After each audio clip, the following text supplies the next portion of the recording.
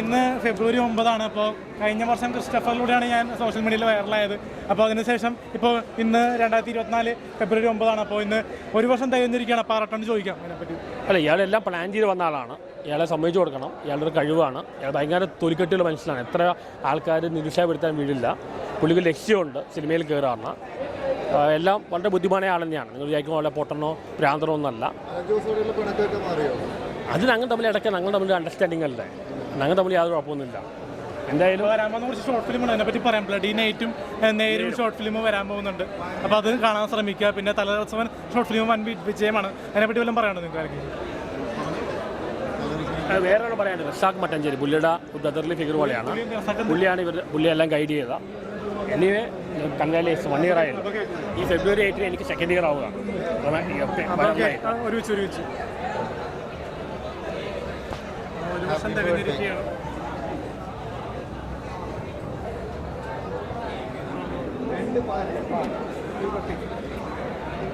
സ്വയം അങ്ങോട്ട് പാരാക്കുന്നതെന്ന് നിങ്ങൾ തന്നെ തോന്നുന്നുണ്ടോ? നാട്ടുകാരെ പറ്റിക്കലായിരുന്നു മതി. ആൾക്കാരെ പറ്റി ഈ പുള്ളിയെ എടുക്കാം. ഈ പുള്ളിയാണ് ആൾക്കാരെ പറ്റിക്കാൻ എടുക്കാം. ആണോ? നാട്ടുകാരെ പറ്റിക്കുന്നുണ്ടോ? അല്ലെങ്കിൽ നാട്ടുകാരെ പറ്റിക്കുന്നുണ്ടോ? ഒരു പ്രവർത്തനം കാണിക്കുന്നു, അത് ജനങ്ങൾക്ക് എത്തുന്നു, വിജയിക്കുന്നു. ആൾക്കാർക്ക് എന്തും പറയാം. ജനങ്ങൾ വിഡ്ഢികളാണോ? ജനങ്ങൾ വിഡ്ഢികളാണ്.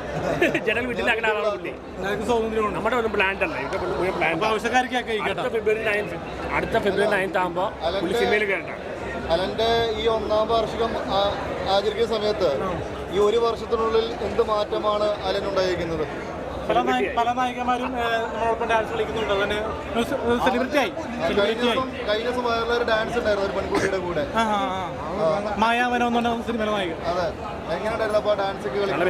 അത് കളിച്ചപ്പോൾ അത് അപ്പം തന്നെ റിലീസാക്കിയില്ല. ഇപ്പോൾ 2-3 ആഴ്ച കഴിഞ്ഞപ്പോൾ റിലീസാക്കി. ഒരു വേദനയുണ്ട്, പെട്ടെന്ന് കാണാൻ പറ്റിയില്ല. അപ്പോൾ എന്നാലും കാണാൻ പറ്റിയല്ലോ. അത് കഴിഞ്ഞപ്പോൾ നമ്മുടെ ബ്ലഡി നൈറ്റിലെ നായിക ഇപ്പോൾ ഞാൻ കളിച്ചിട്ടുണ്ട്. കണ്ടോ? ഇപ്പോൾ ഓരോരുത്തർ എന്നെ വെച്ച് മാർക്കറ്റ് ചെയ്യുന്നുണ്ട് പലരും. സിനിമകളൊക്കെ അലനെ വെച്ച് മാർക്കറ്റ് ചെയ്യുന്നു. ഈ പല സിനിമകളുടെയും വിജയം അലൻ ജോസ് ആണോ? അതെ, ശരിയാണ്. ആറട്ടെണ്ണം നമ്മൾ അലൻ ജോസ് പെരേര ഇല്ലെങ്കിൽ മലയാള സിനിമ ഒരിക്കലും ഉണ്ടാവില്ല. മലയാള സിനിമയുടെ നിലനിൽപ്പ് ഈ മലയാള സിനിമ ജനങ്ങളിലേക്ക് എത്തണമെങ്കിൽ ആറട്ടന്റെയും അലൻ ജോസിന്റെ റിവ്യൂ വേണം. എന്നാൽ മാത്രമേ എത്തത്തുള്ളൂ.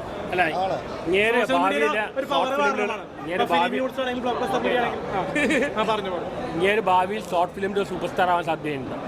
അടുത്ത വർഷം ഫെബ്രുവരി 9 ആകുമ്പോൾ ഫിലിമിൽ കയറട്ടെ. നല്ല പെണ്ണും കിട്ടില്ല. അലന്റെ ഈ വളർച്ചയിൽ സന്തോഷിന് എന്തെങ്കിലും അസൂയുണ്ടോ? എന്തിനാ അസൂയ കൊണ്ട് ആവശ്യം? അങ്ങനെയാണ് ഞാൻ ആദ്യമേ പ്രൊമോട്ട് ചെയ്ത ആളല്ലേ. എന്നോട് പണ്ട് പറഞ്ഞു എന്തിനാ പ്രൊമോട്ട് ചെയ്യണം. സന്തോഷേട്ടനോട് പറയാനുള്ളത്, മറ്റേ എൻ്റെ ഒരു ഇന്റർവ്യൂ ഉണ്ടായിരുന്നു കഴിഞ്ഞ ദിവസം ജാങ്കോ സ്പേസിൽ. അപ്പോൾ അതിലെ നമ്മുടെ സ്നേഹ മേളത്തോട് ഇഷ്ടമാണെന്ന് പറഞ്ഞാൽ എനിക്ക് ഇഷ്ടപ്പെട്ടില്ല. എൻ്റെ പേര് ഉപയോഗിച്ചു. എനിക്കത്ര നമ്പർ വന്നില്ല. എന്നോട് എനിക്കൊരു ചേച്ചിയെ പോലെയാണ്. ചേച്ചിയെ പോലെയാണ്. പിന്നെ ഉപദേശിച്ചപ്പോഴും മറ്റേ തിയേറ്ററിൽ വെച്ച് ഡാൻസ് കളിച്ചപ്പോൾ അത് കാണുന്ന പ്രേക്ഷകർക്ക് ഇത് ഇഷ്ടപ്പെടും. എന്നോട് നമ്പർ വന്നില്ല. അന്വേഷണം പറയാൻ പറഞ്ഞിട്ടുണ്ട് താങ്കൾ. പിന്നെ എന്നോട് നമ്പർ ആളുടെ റേഞ്ചിലോട്ട് എത്തിക്കൊണ്ടിരിക്കുകയാണ് താങ്കൾ എന്ന് പറഞ്ഞതുകൊണ്ട് അത് ഞാൻ പറഞ്ഞിരുന്നു. സന്തോഷ് പണ്ഡിറ്റ് ലെവലിലേക്കാണ് നമ്മൾ ചെയ്യുന്ന പരിപാടി. പക്ഷേ റെമ്യൂണറേഷൻ പതുക്കെ കിട്ടുന്നുള്ളൂ. അത് മാത്രമേ ഒരു വിഷമകരമായ കാര്യങ്ങൾ. ബാക്കി പബ്ലിസിറ്റി കൊണ്ടൊക്കെ നമ്മൾ സെലിബ്രിറ്റിയാണ്, രാജാവാണ്. ഹണിറോസ് റിപ്ലോഗ് ചെയ്യാൻ താല്പര്യമുണ്ടോ? ഹണിറോസായിട്ട് അഭിനയിക്കുമ്പോൾ റിപ്ലോഗ് ചെയ്യാൻ താല്പര്യമുണ്ട്. സന്തോഷ് പണ്ഡിറ്റ് പറഞ്ഞേക്കുന്നത് കല്യാണം കഴിക്കുന്നില്ലെന്നാണ്. അപ്പോൾ നിങ്ങൾ രണ്ടുപേരും കല്യാണം കഴിക്കുന്നില്ല? എനിക്ക് 22 വയസ്സായിട്ടുള്ളല്ലോ. നമ്മൾ 25 വയസ്സിൽ കല്യാണം കഴിക്കും. 3 വർഷം കഴിയുമ്പോൾ കല്യാണം കഴിക്കും. അതെനിക്കൊരു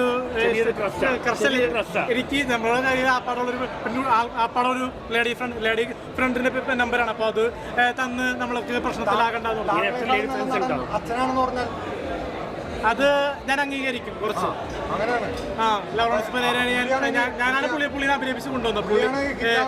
ഞാനാണ് ഭീഷണിപ്പെടുത്തി പുള്ളിനെ അഭിനയിപ്പിച്ചത്. പുള്ളിക്ക് അത്ര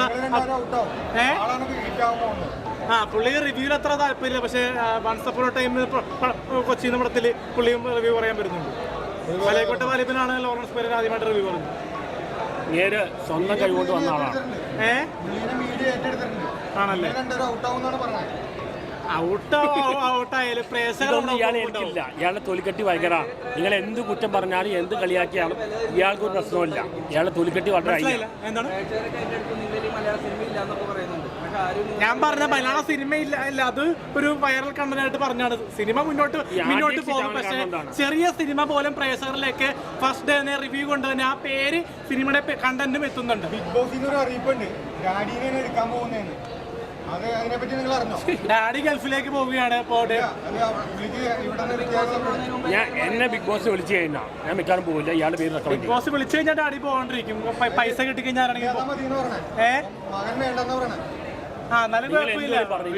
ഒരു വീട്ടിൽ നിന്ന് ഒരാൾ പോണേല്ല, കുഴപ്പമില്ല. അത് സംഭവം അച്ഛനെ ഭീഷണിപ്പെടുത്താറുണ്ടോ? നമുക്ക് ബിഗ് ബോസിൽ പോയില്ലെങ്കിൽ നമുക്ക് പ്രശസ്തിയും പബ്ലിസിറ്റിയും ഉണ്ട്. കാരണം നമുക്ക് റോഡിലൂടെ ഇറങ്ങി നടക്കുമ്പോഴും ജനങ്ങൾ കൂടുന്നുണ്ട്, സെൽഫി എടുക്കുന്നുണ്ട്, പെൺകുട്ടികൾ പോലും ഓർഡർ.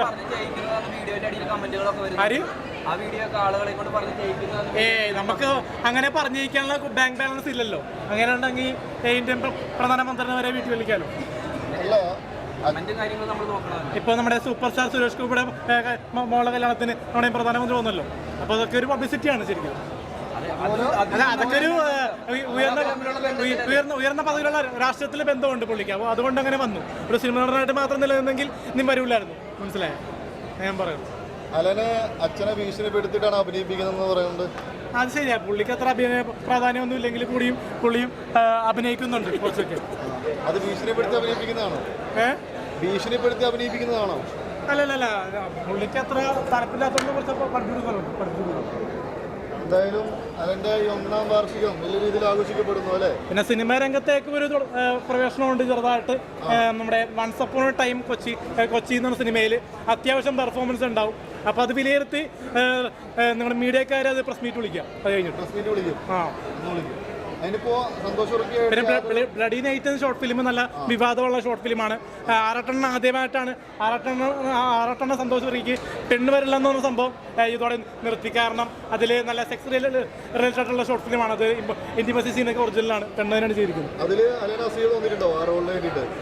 ഇല്ല, എനിക്ക് ചെറുതായിട്ടൊരു സീക്വൻസ് ഉണ്ട്, ഇമോഷണൽ റൊമാൻറ്റിക് ആയിട്ടുള്ള സീക്വൻസ് ഉണ്ട്, പ്രേതബാധയായിട്ടുള്ള സീക്വൻസ് ഉണ്ട്. അല്ലാണ്ട് ഇപ്പോൾ പ്രൊമോഷൻ വേണ്ടി ഇപ്പോൾ ഒരു നായികയായിട്ട് ഡാൻസ് ചെയ്തല്ലോ ബ്ലഡി നൈറ്റിലെ നായികയായിട്ട്. അപ്പോൾ അതിലും കുറേ നെഗറ്റീവ് കമൻസ് വരുന്നുണ്ട്. നെഗറ്റീവ് കമൻസിനോട് പോടാവില്ലെന്ന് മാത്രമേ പറയാൻ പറ്റുള്ളൂ. നമ്മൾ ഇഷ്ടപ്പെടുന്നുണ്ടെന്ന് കൊണ്ടല്ല, കാണാൻ പറ്റുന്നുണ്ടെങ്കിൽ കാണുക. അല്ലാണ്ട് നമുക്ക് ആരെയും വീട്ടിൽ വിളിച്ച് നമ്മൾ കാണിക്കുന്നില്ല. മൊബൈൽ ഫോൺ ഉള്ള ഏത് തെണ്ടികളും നോക്കിക്കൊണ്ടിരിക്കുന്ന ഒരു പ്ലാറ്റ്ഫോമാണ് സോഷ്യൽ മീഡിയ. അപ്പോൾ അതിൽ തിയേറ്റർ റിവ്യൂവിൽ വൈറലായ 2 പേര് മാത്രമാണ് സന്തോഷ് വർക്കിയാണെങ്കിലും അലിൻ ജോസ് പെരേര ആണെങ്കിലും.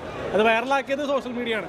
നിങ്ങൾ ഓരോരുത്തരുടെ പേരെടുത്ത് പറയുന്നില്ല. ഇപ്പോൾ നമ്മുടെ മാക്കാണെങ്കിലും നമ്മുടെ മാപ്സിക് മീഡിയ ആണെങ്കിലും അപ്പോൾ അവരൊക്കെ കുറേ പ്രയത്നിച്ചിട്ടുണ്ട് ഇതിനു വേണ്ടി വൈറലാക്കാൻ വേണ്ടിയിട്ട്. പിന്നെ നമ്മുടെ സൈജു ചേട്ടനാണെങ്കിലും കുറേ ഇൻസ്റ്റാഗ്രാമിലൊക്കെ നമ്മളെ കൂടി ചർച്ചയാക്കുന്നുണ്ട്. ഇപ്പം അമ്മ സംഘടനക്കാർ കുറേ ചർച്ച ചെയ്യുന്നുണ്ട്. അവരൊക്കെ പറയുന്നത് മലയാള സിനിമയിൽ 2 കൈതകളാണെന്ന് പറയുന്നുണ്ട്. അതൊക്കെ പറഞ്ഞതും റിവ്യൂ കാരണമല്ലേ. കൈത എന്ന് പറയുന്നതും അതൊരു മൃഗമല്ല, അതിനും ജീവനില്ല. മനുഷ്യർ മൃഗങ്ങൾ 2 തരം മാത്രമേ ഉള്ളൂ, മൃഗങ്ങൾക്കും ജീവനുണ്ട്. Okay, thank you. തീർച്ചയായും എല്ലാവിധ ആശംസകളും നേരിടുന്നു. അപ്പോൾ ഇനിയും നമുക്ക് സപ്പോർട്ട് ചെയ്യുക, വിജയിപ്പിക്കുക റിവ്യൂ.